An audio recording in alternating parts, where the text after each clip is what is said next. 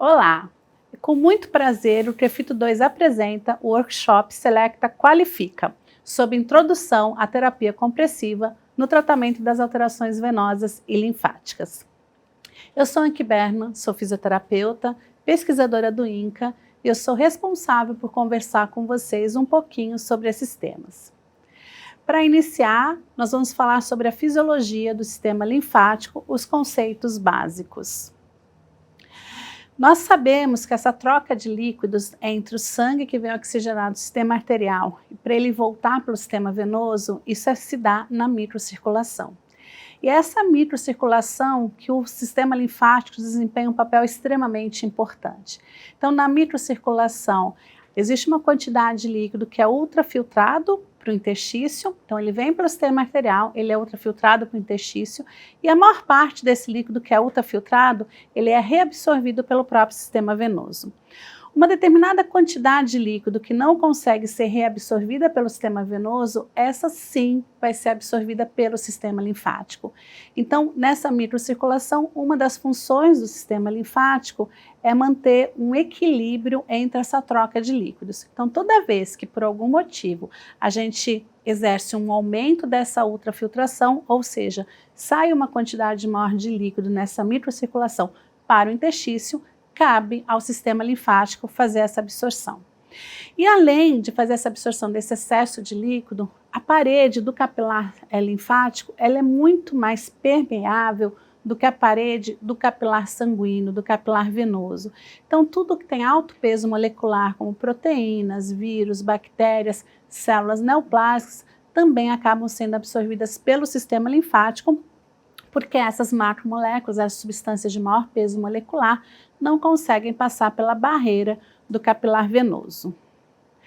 Então, essa troca de líquidos na microcirculação, ela se dá sempre por diferença de pressão, né? O líquido vai de uma área de maior pressão para uma área de menor pressão. Então, na microcirculação, uma quantidade de líquido vem pelo sistema arterial, entra direto pelo sistema venoso, uma quantidade de líquido vem pelo sistema arterial e é ultrafiltrado para o interstício, e depois ele passa a ser reabsorvido pelo próprio sistema venoso, e uma quantidade de líquido, então, que é ultrafiltrado para o interstício, acaba sendo reabsorvido pelo sistema linfático. Essas diferenças de pressão, então, é a lei de Starling, em que a gente tem uma pressão dentro do capilar sanguíneo, que faz com que o líquido vá para fora, né, fora, considerando aqui o interstício, que é essa pressão hidrostática. Existe uma pressão no interstício que faz com que esse líquido entre novamente pelo sistema venoso, que é a pressão osmótica. Existe uma pressão dentro do plasma que quer que o líquido fique lá dentro, que ela é dada por concentração de proteínas, que é a pressão coloidosmótica plasmática. E existe também uma pressão no interstício, que também é dada por concentração de proteínas, que quer que o líquido fique lá fora no interstício. Então, nós temos 4 diferentes pressões. Uma de dentro do capilar sanguíneo para o interstício, uma do interstício, que faz com que o líquido volte para dentro do capilar sanguíneo, uma pressão dentro, né, do sistema sanguíneo, que quer que o líquido fique lá dentro, dada por concentração de proteínas, e também uma pressão no interstício, que quer que o líquido fique lá fora, também dada por concentração de proteínas. Ou seja, 4 pressões que agem de formas opostas, mantendo esse equilíbrio na microcirculação. Então, quase tudo do líquido que é ultrafiltrado para o interstício, ele é reabsorvido pelo próprio sistema venoso. Isso ocorre 80% a 90% dessa quantidade de líquido. E esse excesso de líquido, ou seja, 10% a 20% que não consegue retornar pelo próprio sistema venoso, essa quantidade de líquido, então, retorna pelo sistema linfático. Lembrando que eu já comentei antes, né, além desse excesso de líquido, tudo que tem alto peso molecular também consegue passar pela permeabilidade do capilar sanguíneo, do capilar linfático e não do capilar sanguíneo. Então, cabe ao sistema linfático absorver isso também. Então, o sistema linfático, ele inicia, né, a partir do momento dessa entrada de líquido do interstício para dentro do capilar linfático. Então, o capilar tem essa função de absorver esse líquido e alta concentração, né, tudo que tem alto peso molecular do interstício. Então, no momento em que esse líquido intersticial entra dentro do capilar linfático, a gente chama então de linfa. Então a formação da linfa se dá a partir do momento dessa entrada de líquido intersticial no sistema linfático via capilar linfático. E esse capilar linfático, ele tem válvula na parede dele que permite, além da entrada de líquido, a entrada também de tudo que tem alto peso molecular. Então, quanto maior for a abertura dessa válvula de entrada do capilar linfático, maior vai ser a absorção de líquido e de substâncias de alto peso molecular, como, por exemplo, as proteínas. Então, esse capilar linfático, né, essa válvula de entrada, para que ela abra, ela depende de duas situações. Primeiro, a pressão no interstício tem que ser maior. Então, toda vez que a gente aumenta a pressão intersticial, há uma abertura dessa válvula de entrada. Além disso, quanto maior for a abertura dessa válvula de entrada, maior vai ser a possibilidade de absorção de proteínas, né, ou substâncias de alto peso molecular. E o que faz, né, essa abertura da válvula ser maior, essa porta de entrada abrir de uma maneira maior, são os filamentos de ancoragem. Então, toda vez que a gente mobiliza a pele, que a gente contrai a musculatura, a gente tem um aumento da absorção de líquido para o sistema linfático e também da absorção de proteínas. Então, aqui a gente vê, né, que nessa figura a gente consegue identificar, né, que o líquido, uma vez que ele entra no capilar linfático, ele se direciona para um pré-coletor linfático. Esse pré-coletor, né, ele tem como função principal direcionar esse líquido que é absorvido pelo capilar linfático no intestino para um coletor linfático. Então, a principal função dele é o direcionamento. Mas em algumas situações patológicas, onde por algum motivo a gente tem muito líquido intersticial e os capilares não estão dando conta de absorver esse excesso de líquido, os pré-coletores eles também podem desempenhar uma dupla função. Eles também têm pequenas válvulas em quantidade muito menor do que no capilar, mas eles têm pequenas válvulas que permitem a absorção de líquido também do interstício. Mas isso só funciona em situações patológicas. Em situações normais, ele serve como um direcionamento de um capilar para um coletor linfático. Os coletores, eles já têm válvula interna. O que significa isso? Eles não têm mais a possibilidade de absorver líquido do meio externo, né? Ou seja, do interstício. Então, a função dos coletores é direcionar o líquido para coletores de calibre cada vez mais eles têm a função de direcionar o líquido para coletores cada vez mais profundos, até que desembocam em 2 coletores principais. Então, nos coletores, o espaço entre uma válvula e outra é definido como linfangion. Então, essa é a unidade motora, né, desse sistema linfático. Então, cada vez que a gente tem um aumento de pressão, uma válvula se abre, permitindo que o líquido entre nesse linfangion, nesse espaço entre essas duas válvulas, e também por diferença de pressão, fecha uma válvula e abre a outra, funcionando então dessa maneira como um sistema de bombeamento do fluxo linfático dentro desses coletores. E, né, quanto, né, maior for a entrada de líquido nos coletores, nesse linfangion, nesse espaço entre essas duas válvulas, mais esse líquido vai ser impulsionado. Então, a gente tem um aumento da velocidade com que o líquido passa dentro desses coletores linfáticos, quanto mais sistema de bombeamento a gente fizer. E isso funciona muito cada vez que a gente contrai a musculatura, né? Então, a contração muscular é um grande fator que impulsiona esse líquido, então, né, via esses espaços, esses linfangions, para coletores de calibre cada vez maior, né? Coletores de calibre cada vez maior e coletores mais profundos. Então, aqui nessa figura, né, a gente consegue ver, né, a relação desses coletores em relação aos linfonodos. Então, a gente tem coletores que chegam nos linfonodos, que são os coletores aferentes, e nós temos os coletores que saem dos linfonodos, que são os coletores eferentes.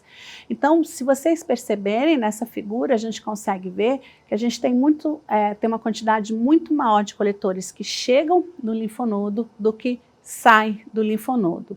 E a partir do momento que esses coletores saem do linfonodo, eles vão direcionar a coletores mais profundos. Então, no linfonodo, né, por que a gente tem mais coletores que chegam do que coletores que saem? É porque no linfonodo, grande parte do líquido que chega ao linfonodo, desse líquido linfático, ele é absorvido pelo sistema venoso do próprio linfonodo. Então a gente tem aí o linfonodo também como uma função, além dessa função imunológica, a gente também tem uma função do linfonodo na absorção desse líquido. Então esse líquido que chega, né, pelo sistema linfático no linfonodo, grande parte deles é absorvido pelo sistema venoso do próprio linfonodo e o que não é absorvido continua então pelo sistema linfático.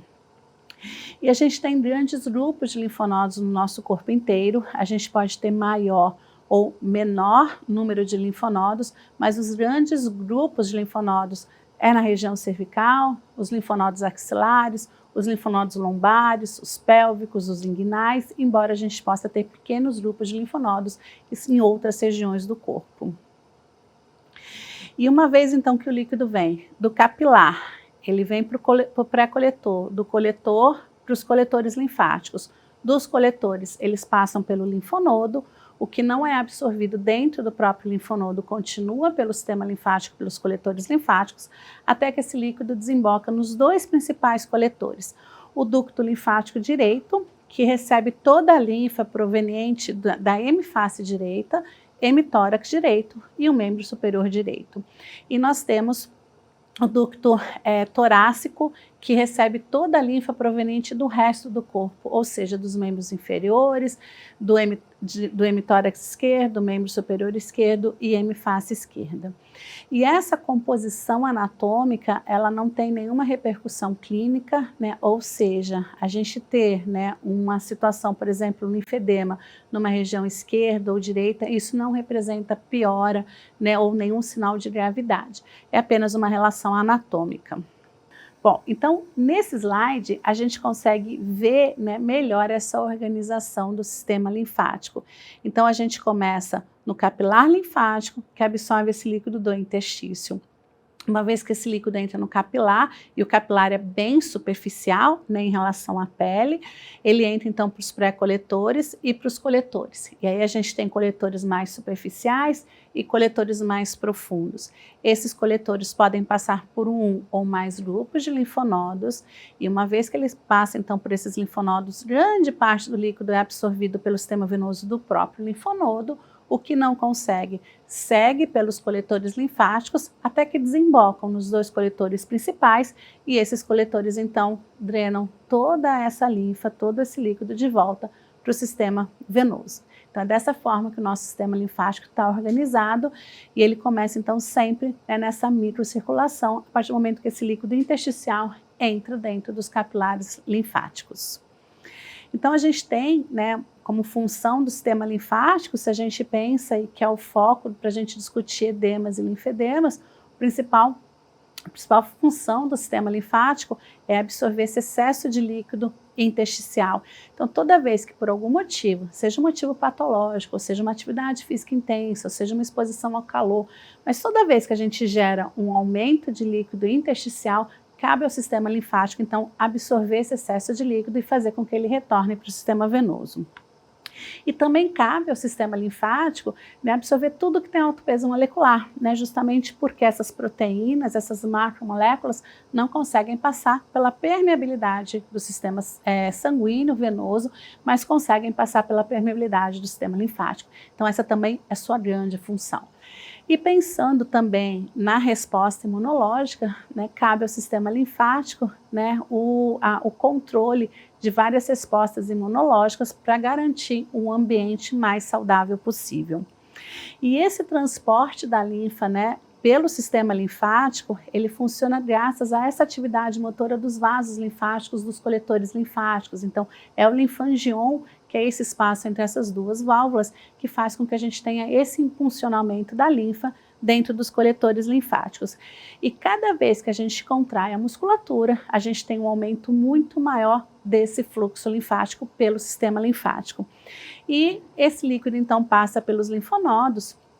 Os linfonodos, então, né, vão ter a função, né, de limpar, né, essa linfa, ou seja, se a gente fala de células neoplásicas, por exemplo, o linfonodo tenta segurar aquelas células para manter o ambiente saudável, né, então ele tenta segurar essas células, né, e se a gente fala de bactérias, vírus, cabe ao sistema linfático tentar, né, destruir, né, isso dentro do linfonodo para que essas bactérias e vírus não se disseminem via sistema linfático para o sistema venoso. Então, a gente tem, né, nos linfonodos, né, a formação dessas células imunes que garante, então, essa resposta, né, imunológica do nosso organismo. Então, era isso, né, que eu queria falar, recordar com vocês sobre o sistema linfático, né, para que a gente possa, então, discutir depois a fisiopatologia do sistema linfático. Muito obrigada.